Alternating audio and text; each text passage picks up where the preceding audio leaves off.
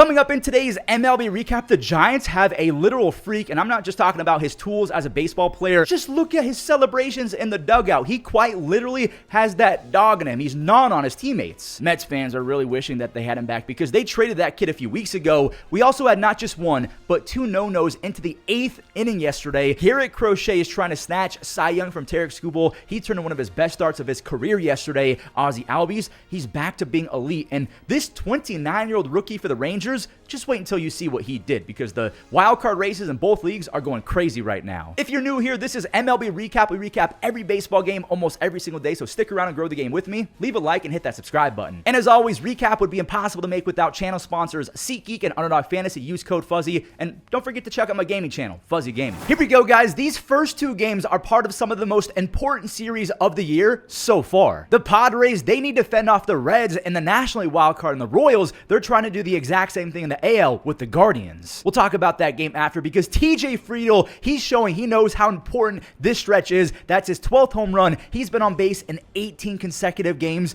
Ellie, he made it 2-0 for Nick Lodolo, who was back to being untouchable. He went 5 scoreless with just 2 base hits, and now it's a big 3-0 lead for Nick Lodolo as Austin Hayes stayed on fire. He's batting .320 with 5 home runs his last 15 games. Lodolo, he's out. And Nando got on. Sheets, he clutched up with his second double of the game, and you guys are about to see some Merrill madness. TJ Friedl was playing in and kind of shallow towards left field. He got there, but it ticked off his glove. It's a 2-run triple. I need you guys to look at this picture, by the way. So Jackson, he's going crazy, celebrating on third base. Look at the dad holding his kid over himself like a turbo man. We're in the 10th inning now. It's 3-3. Tatis is up with a duck on, and this right here is a walk-off sac fly. There's something about Tatis doing things in San Diego that just brings a different energy. When he does things, the entire city goes berserk. I do have to mention the Cincinnati Reds. They're now 4 games back in the wild card. Okay, so before we show the very important Royals and Guardians series, I gotta see if the Padres even the standings in the NL West, because if the Rockies somehow win, both the Dodgers and Padres will be 79 and 65.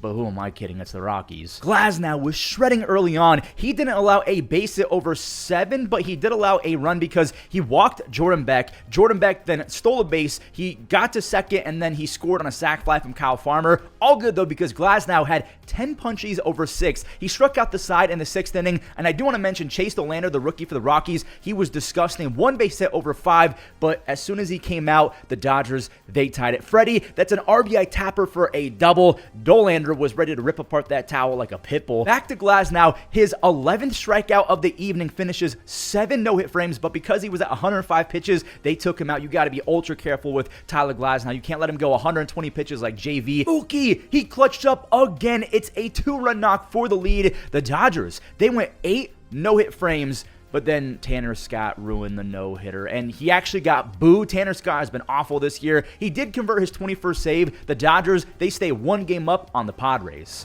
The Guardians can pass the Royals in the wild card. The season is on the line for both teams in this series. Manzo and J-Ram, they were the first 2 to do some damage. Then you have rookie CJ Cafis doing some damage. He doubled down the line, and Rocchio, he's doubling as well. It's 4-0 on 3 RBI doubles. Make it a 4th. I thought Schneemann hit this baseball 945 feet. Manzo, he added a 2nd RBI, and Nolan Jones, he's been so good lately. It's another RBI double. He goes to the gap for a 2-run double, all while Slade Cecconi, who we got in the Josh Naylor trade, held the Royals hitless over 7. And Michael Massey's the guy that ruined it. Why you gotta do that, bro? The crowd gave him a standing ovation, and you rarely see a guy tip his cap from the bump, and he went on and finished 8 innings, gave another tip of the cap. The Guardians have won 4 games in a row. They leapfrogged the Royals. They're 2.5 games back of October baseball.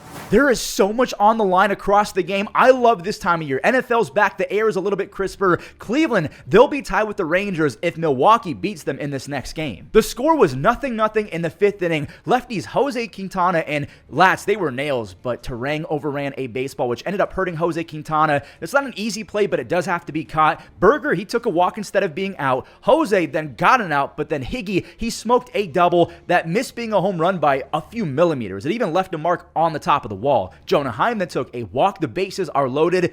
And okay, so the Terang misplay didn't really hurt too much because it still would have been a 3-run home run. Michael Helman with the grand slam. The 29-year-old rookie now has 4 home runs, 15 runs batted in, and a 151 OPS plus his first 21 games this year. Latz, he bullied the Brewers over 5 2/3. The Brewers then ran into an out to end their last chance at a rally. I mean, you cannot make the final out at third base. That is a cardinal sin in baseball. Michael Helman's at it again. A 5 RBI game for the rookie. The Rangers can get back to within a half game of the Mariners if they don't pick up a W here against the Cardinals. Bryan Woo is on the bump versus a Cardinals team that is not giving up yet. What a swing from the burly man. Alec Burleson got his hands inside the zone. He launched his 17th home run. Woo, he did not let that faze him at all. He got back to the strikeout stuff, and he got his revenge versus Alec Burleson. He matched a career high with 9 strikeouts, and he did it in 6 innings. Miles Mikolas, he was great. 5 scoreless. He was in line for the W. Just a second half J-Rod will not stop. He hit it so hard that Mason Wynn just could not smother it. And Naylor, he gapped one. It's a brand new ball game. J-Ram, he was thrown out at home, so it's not a base clearing double. It's a 2-run double. Naylor then stole his 25th bag. He had 25 stolen bases in his first 598 games, and then in 2025, he just goes crazy. That set up a sac fly for Jorge Polanco. It's a 4-2 lead for Senor Smoke, who now has 33 saves and a 1.6 ERA. The Mariners, they're 2 games back of the Astros for first place, and they're still 1.5 games up on the Rangers in the wild card. So again, a lot going on right now. Back to the NL wild card. Watch the heck out for the Giants. I am so serious. Ever since they called up Drew Gilbert, the vibes have been immaculate. A win combined with a Mets L could get the Giants within 3 games. That's the fewest in months. Oh boy, that's not great. An error, and then a Jake the Rake triple spoiled the vibes early. He goes to triples alley for a base clearing 3-bagger. By the way, that is 0 earned runs against Logan Webb because of that error. Jung-Hoo Lee, he went golfing. The grandson of the win hit it into the jet stream. He's batting over 520 in September so far. Blaze Alexander, this is the first earned run versus Logan Webb all game, so it's 4-2. Well, it was past tense. Dom Smith has a 120 OPS plus. He has been so good as a Giant. Koss, he then made up for that error early. He had a 2-run double for the lead. But the Giants, they're not done, not even close. Elliot Ramos said, adios, pelota, a 435-foot rocket. Look at Drew Gilbert celebrating with his buddies on the dugout, just banging on the dugout fence. Chapman, he dented another one. A frozen rope for his 21st. He's up to a 131 OPS plus. Baseballs were flying in this game. Gabriel Moreno had a home run, but it was just way out of reach. Patrick Bailey has his 2nd of the month. He has 4 total, half of them in the last few days. By the way, Logan Webb, I do want to shout him out because he just became a first-time 200 strikeout pitcher. He's only 28 years old. He's getting better and better. He's as consistent as it gets for a starting pitcher. We got to go back and talk about Drew Gilbert now because the Giants, they're 13-4 in the last 17 games that Drew has appeared in. He brings a rare edge that Mets fans are actually kind of jealous of. Look at the celebration that he has with Matt Chapman after Matt goes yard. We're not done with Drew in terms of crazy celebrations. He's now gnawing at Robbie Ray. He quite literally has that dog in him. He's banging on the dugout fences after home runs. This kid is insane, and I love it. And he's been doing it since college, so this is not anything new. He was traded a month or 2 ago for Tyler Rogers, who I will say has been awesome for the Mets. But Mets fans, they're really wishing and almost regretting that they do not have this spark plug up in the big leagues because Drew also has 8 extra base hits and 12 RBIs in his first 62 at-bats. He has a rocket for an arm. He doesn't chase, and he doesn't strike out. I mean, we'll see if that continues. And another thing to remember, Rogers, even though he's been good, he is a free agent after this season, so he's probably going to walk. Are the Mets going to end up regretting this trade or not? You guys have to let me know. Again, the Mets could really use a guy like that, especially after the Mets had to watch their team play a game like the one you're about to watch, and I got to give some credit to the rookie pitcher Nolan McLean. He was still disgusting, but the Red Hot Kepler got on, and after Bader got him all the way to third base, Nick Castellanos cashed in the only run for a while because, spoiler alert, Aaron Nola, he finally locked in. Not before McLean had that crazy curveball thing, slider thing going. Sosa, he got tagged by Francisco Alvarez before it was a drop 3 or anything like that, and Sosa did not like the force of it or something like that. Anyways, Nola, he struck out 2 in the 6th inning, so he completes 6 shutout. And look at my friend Bryson Stott with the sliding stop. 6 outs above average gives Matt Strahm a 1.3 ERA since June 29th. He's been awesome. But now the Mets are about to rally. Johan Duran, he was looking for his 28th save. Pete, he got on base with a single. Now you have Ronnie Mauricio in as a pinch runner. The Mets, I want to throw out this crazy stat. They have 0 wins when trailing after 8 innings this year, so they're trying to change that. Vientos, he wants to change it. Unfortunately, Ronnie Mauricio had kind of a bad read, and he could not unhook the trailer. I'm not saying it's his fault that the Mets didn't tie this game. It could also be Jeff McNeil's fault. You have to put that in play, but that was 102 paint. Alvarez, talking about Francisco Alvarez, then put up one of the worst at-bats in baseball history, 3 swings on 0 strikes that weren't even close. Literally 3 pitches in Narnia across the field. The Phillies are now 84-60. The Mets are 8 games back at first place and just 3 games up on the Giants that we talked about earlier.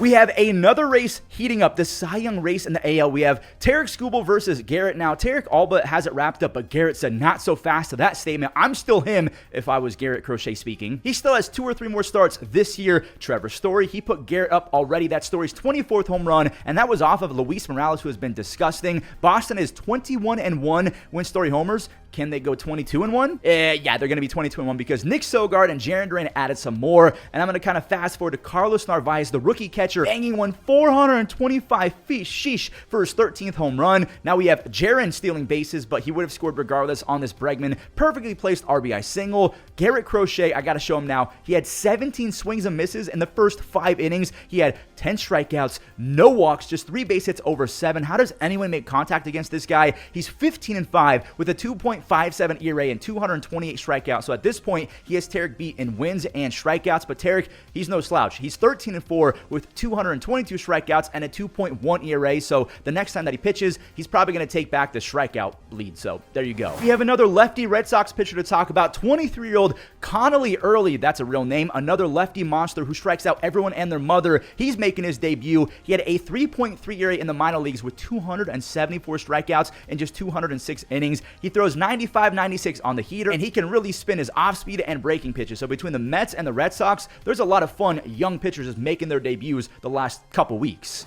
Holy slugfest coming up. We have back-to-back games with the winning team putting up 12 or more runs. The Nationals almost got to 20. Luis Garcia Jr., he heard me a few days ago say that he's regressing. Since that point, he has 2 home runs, 7 RBIs, and 3 stolen bases to only 2 strikeouts in the 6 games since I said that. Dylan Cruz, he had an insane game. That's an RBI laser, and then he swam out the way. This kid has some unreal tools. Josh Bell and Riley Adams, they had some RBIs, but we're going to fast forward to another Cruz clip because he went 410 feet for a 3-run crush job. He has elite speed. He's an insane defender as well, and the kid can be a stud in the box as well. Josh, he's now going 431 feet for a 3 RBI game. Nope, make it a 5 RBI game. He had a home run from each side of the batter's box. I cannot move on unless I show this. Victor Mesa Jr., he hit his first career home run on his own birthday. James Wood also have to show this. He had a 3 base hit night after the RBI single. Josh Bell secured a 6 RBI game, and Jacob Marcy, to put the cherry on this game, he hit a home run. Jacob Marcy's so good. Minnesota almost matched the Nationals, and Royce Lewis almost matched Josh Bell. He had 2 home runs and only had 4 RBIs. Only, I put that in air quotes. So Royce actually grew up or went to high school 30 minutes away. Gotta be so fun going yard in a ballpark that you were in a lot as a kid. Trouty, he put the Halos up by 1, but you know, the Twins, they scored 12. After Luke Keeschel tied it and Neto made a crazy circus bobble catch, Royce, he swatted his 2nd of the game. He has 20 extra base hits and 31 RBIs his last 45 games. James, I haven't said this in a while. James, he hit one out. Man, James Outman goes out. That's his first as a Twin, and he made it count 440 feet on the no doubt perfect. The Angels had a bunch of errors that got the Twins close to double digits, and look at how Matt Wallner was allowed to hit a 2-run double. Just awful Angels baseball. They had 4 errors. That is not one of them. It is a 12 spot. The Angels are an absolute embarrassment. They've been outscored by 130 runs this year.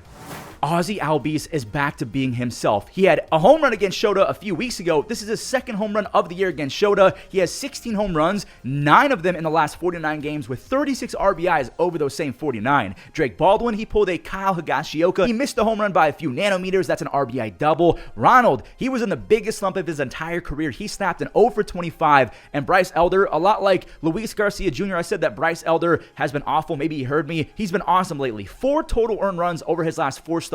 He goes 6 shutout before allowing Nico to get on. Pierce Johnson cannot bail him out, but I do want to show this great catch from Michael Harris. No, it wasn't a dive, but that was a sick read. Bryce Elder only gave up 1 run. Matt Olson, he has 36 doubles, 23 home runs, a 132 OPS plus, 15 defensive run saves, and 7 outs above average, so he's an absolute demon defensively. And a fun fact from Fuzzy about Matt Olson, he is one of 10 first basemen ever to have 240 plus doubles, 280 plus home runs, and a 130 OPS plus through the age of 31. Look at the other names on this list. Most of them are Hall of Famers. He could very well be a 400 home run, 1,000 RBI guy. I don't know if he's going to make it because Mark Teixeira didn't make it, but if Matt Olson keeps on raking, he might have a chance. And there we have it, another recap in the books. Thank you guys so much for watching. If you enjoyed, don't forget to leave a like and subscribe. Use code Fuzzy on SeatGeek as well as on Underdog Fantasy, and check out my gaming channel, Fuzzy Gaming. We're approaching 100,000 subs. See you guys over there, and enjoy the web gems. Crack to second, diving stop McLean. Great play. Goes to second, Marte goes to second, and there's a shot on the ground. Oh, Joey Ortiz out at second, throw to first. Routine ground ball, onto a great slide. To right center. Victor Scott on the run, lays out, makes a diving catch.